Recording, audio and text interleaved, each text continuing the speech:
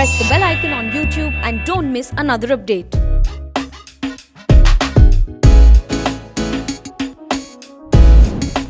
Apple had a huge success last year with the iPhone XR.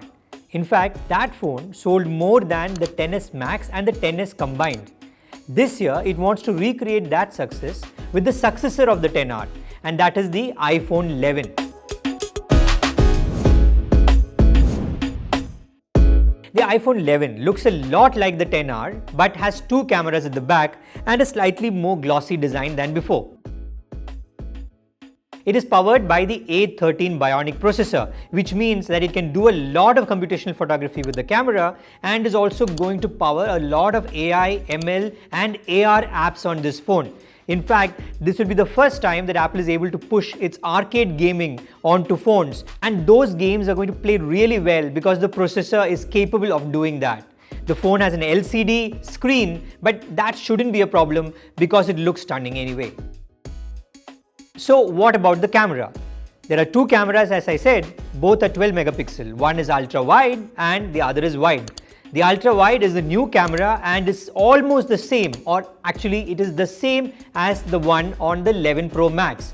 And that is where Apple has done a very good thing. The sensors are the same, so is the processor that is powering the computational photography. So this phone is as good as the Pro Max when it comes to night shots as well as the ultra wide photography, especially on 4K. Apple knows a lot of people are taking selfies. So it wants to bring in more people into your selfie like Samsung did a few years ago.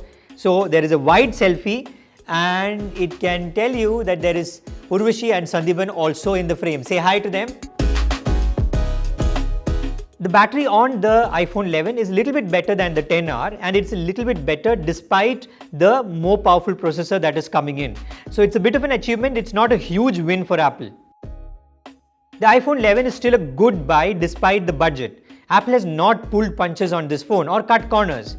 This is still a very powerful phone thanks to the A13 Bionic processor, and it has a stunning camera, making it one of the best camera phones you can buy right now.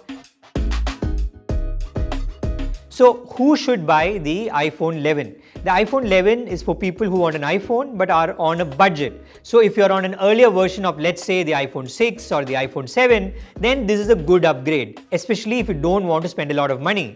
Yes, that is the trump card that Apple has brought out this time, because this phone is going to cost you 64,900. That's over 10,000 rupees less than the launch price of the iPhone XR, which was a runaway success.